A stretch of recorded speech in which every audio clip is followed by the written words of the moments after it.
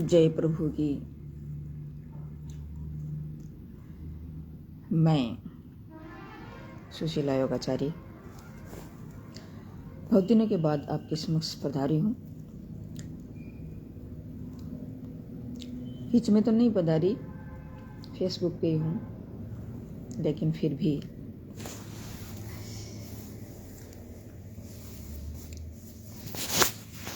बहुत दिनों के बाद मैं यहाँ आपके समक्ष फेसबुक लाइव में प्रस्तुत हुई हूँ। तो शायद मैं मानती हूँ कि आपका सभी का नव वर्ष अच्छा गुजर रहा होगा, और नहीं गुजर रहा है तो मैं भगवान से दुआ करती हूँ कि सबका अच्छा ही गुजरे, क्योंकि इस जीवन में दोस्तों कुछ भी नहीं रखा है। इस जीवन में तो रखा है, लेकिन दुख भरे जीवन में कुछ भी नहीं रखा है। इसलिए मैं हमेशा आपसे कहती आई हूँ कि जीवन में हमेशा खुश रहें। खुश रहेंगे तो हमारे शरीर का जो मेटाबॉलिज्म है वो अच्छा रहेगा। हम स्वस्थ रहेंगे, हमारी ग्रंथियाँ स्वस्थ रहेंगी तो हमारे हार्मोन्स अच्छे होंगे। हमारे ग्रंथियाँ अच्छी होंगी तो हमारे एंजाइम अच्छे निकलेंगे, बैलेंस में निकलेंगे। और दुखी रहेंगे तो किसी का क्या जाता, कुछ नहीं जाता। दुखी होकर के जीवन ये जी करके चले जाएंगे। जिसे कहते हैं कि जीवन जीना एक कला है। मैं तो ये मानती हूँ कि आज के जीवन में सबसे ज़्यादा अगर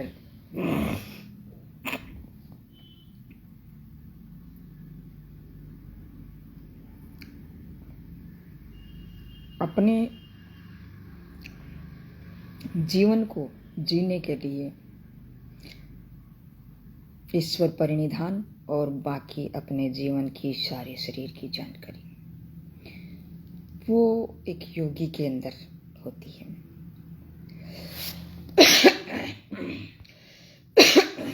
मैं उन योगियों की बात नहीं करती हूँ जो नौसिखिया हैं, जो सिर्फ आसन और प्राणायाम पर टिके हुए हैं। मैं उन योगियों की बात करती हूँ जो ईश्वर को समर्पित हैं, ईश्वर को अपना सर्वस्व न्योछावर कर दिया है, निष्काम कर्म करते हैं, न कोई किसी प्रकार की कोई से द्वेष है, न कोई ईर्ष्या है। अपने अंदर जो संतोष है उसको कायम रखते हुए जो जी रहा है वो इस जीवन में सफल है, और वो ही योगी है। और योगी वो ही है जिसको हमारे शरीर की जो भी संरचना है उसके बारे में पूर्ण जानकारी है, और इस समाज की पूर्ण जानकारी है। वो एक जैसे एक उपनिषद है, उसमें कहा गया है, ईशावास्य उपनिषद, कि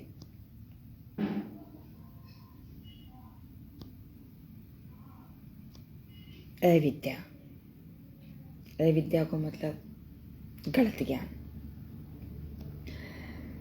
तो वो तो अंधकार में जाएगा ही जाएगा, लेकिन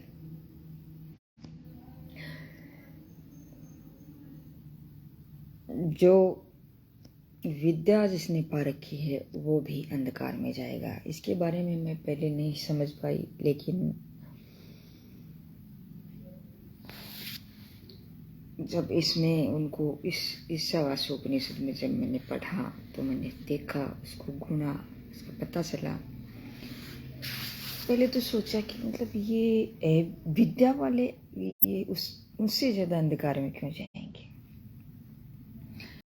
तो मैं बताती हूँ आपको, अविद्या जिसको ज्ञान नहीं है वो तो अंधकार में जाएंगे, ये तो सभी को पता है। लेकिन विद्या, जैसे विद्या में नहीं ये बात है कि जो मतलब उसको सिर्फ ही अध्यात्म का पड़ा है और उसी में ही लीन है और योग करते हैं। इस ज्ञान ही ज्ञान की प्राप्ति की पोटली हमारे अंदर लेते जाते हैं, लेकिन इस समाज के बारे में, इस घर के बारे में या इसकी देश के बारे में, इसमें क्या हो रहा है उसे कोई भी पता नहीं है। तो मैं मानती हूँ उसको वो और ही गर्त में जाएंगे। तो इन उपनिषदों में, इस वेदों में अब हम गहराई से देखते हैं तब हमें ये पता चलता है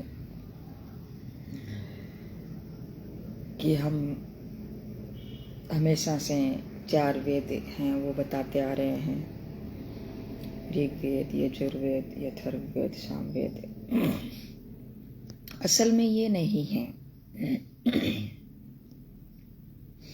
इनको संहिताओं का रूप दिया गया है। 4 वेद हमें और ही कुछ पढ़ने को मिला। तो हमारा जीवन दुख के लिए नहीं हुआ है। यह नहीं, जब आदमी माने जिसको पता नहीं होता, उसको इस चीज़ों का ज्ञान नहीं होता, वो तो देख बेचारा क्या करेगा। और जिसको ज्ञान है होते हुए भी वो अगर अंधकार में जीता है, ये गलत बात है। हमें अपने इस योग सूत्र में जो बताया गया है, हर प्रकार का ज्ञान हमें दिया गया है। इसमें समाज के बारे में दिया गया है, समाज का व्यक्तित्व है, उस समाज के बारे में जानकारी, समाज में व्यक्ति का क्या स्थान है, अपने व्यक्तित्व का विकास कैसे किया जा सकता है, अपने शरीर की ध्यान कैसे रखा जाता है। तो ये बहुत ही बड़े लोग हैं, बड़े लोग मतलब जो इन चीज़ों के जानकार हैं, जो ज्ञानी लोग हैं, वो इन चीज़ को बखूबी जानते हैं और उन्हें किसी प्रकार का कोई गुस्सा भी नहीं आता, क्योंकि गुस्सा उन्हीं व्यक्ति को आता है जो ज्ञान नहीं रखता और उससे हर प्रकार के ज्ञान का ध्यान नहीं है। आज क्या करते हैं, सिर्फ योग को एक प्रतियोगिता के रूप में ले रखा है, कंपटीशन में इस योग को रखा है। इससे क्या है कि इस योग का एक मजाक सा बना रखा है। जैसे मैं आपको ये बताऊं कि जैसे एक हार्ड आसन अपन करते हैं, प्रतियोगिता की भावना है, सभी में हार्ड आसन करते हैं। अब सारे जो योग का जो आसनों के जो नियम हैं उसको फॉलो नहीं करते हैं, ऐसे कैसे ही वो उसको कर लेते हैं कंपटीशन के देखते हुए, तो उससे इंजरी होने की ज़्यादा संभावना रहती है। तो ये योग नहीं रह जाता है, व्यायाम का रूप ले लेता है। और व्यायाम से तो आपको पता ही है नुकसान होने की संभावना ज़्यादा रहती है। व्यायाम करने में और योग करने में बहुत कुछ अंतर है, थोड़ा सा ही अंतर नहीं है, बहुत अंतर है। जैसे हम जिम करते हैं, व्यायाम करते हैं और योग करते हैं। योग संपूर्ण ब्रह्मांड है, योग एक अध्यात्म है, योग एक जीवन जीने की कला है, योग एक ईश्वर प्रणिधान का एक मार्ग है, योग एक मोक्ष का मार्ग है, योग एक समाधि का मार्ग है।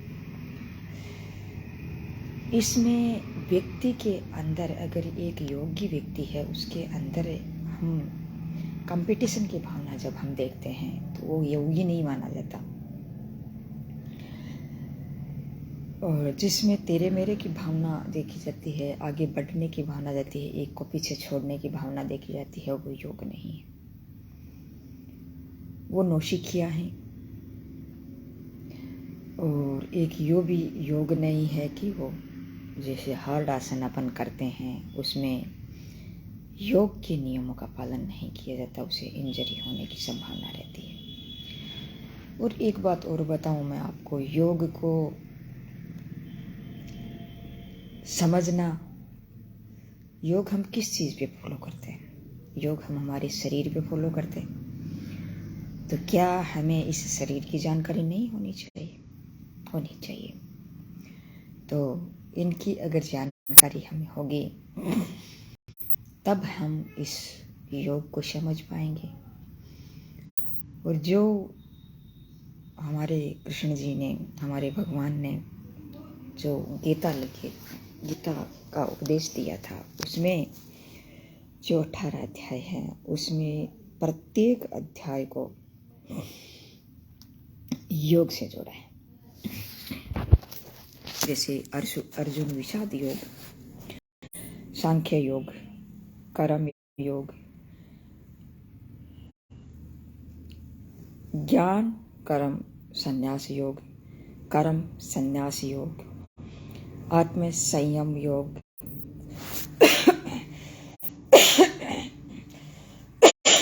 ज्ञान विज्ञान योग, अक्षर ब्रह्म योग, गुह्य राज विद्या योग,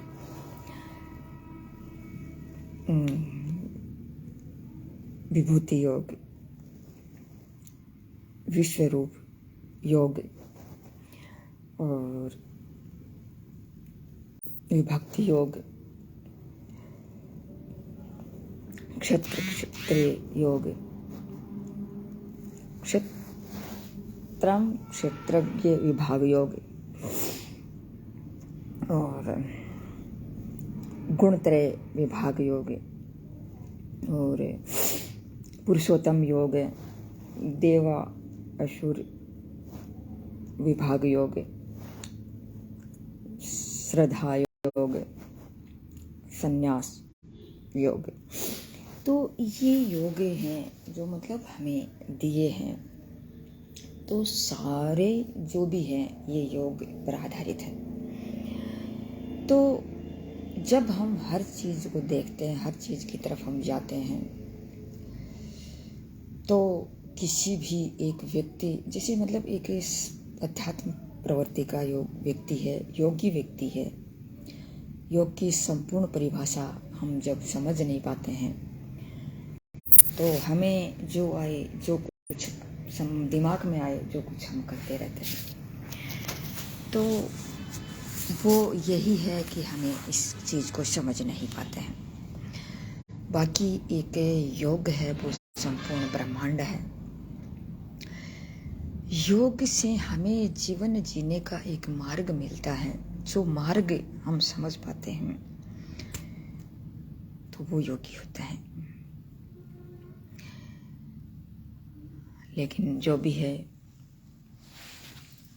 हम किसी को हम समझा भी नहीं सकते, क्योंकि अलग अलग विचारों के व्यक्ति होते हैं, अलग अलग दिमाग के व्यक्ति होते हैं, अलग अलग चित्त के व्यक्ति होते हैं। और मैं तो ये भी नहीं मानती कि जैसे मतलब जैसे समष्टि योग, जिसे हम महत्व कहते हैं, जिसे हम बुद्धि कहते हैं, उस बुद्धि में भी क्या है कि एक अहंकार छुपा हुआ है। बिना अहंकार के, जैसे मैंने ये काम मैंने किया, ये केंद्र मैंने खोला, ये योग, ये इसको मैंने एक्सपर्ट किया, तो इसमें जो मन में जो अहंकार आता है उनको भी मैं योग की श्रेणी में नहीं रखती हूँ। निष्काम कर्म क्या बोलते हैं? निष्काम कर्म ये बोलता है कि किसी भी कर्म की फल की आशा नहीं रखें। कोई भी काम करते हैं उसका क्रेडिट खुद न लें। कर दिया सो कर दिया, कोई दिक्कत नहीं है इसमें। ये सारा काम ईश्वर पर छोड़ दें। Thank you. जय हिंद, जय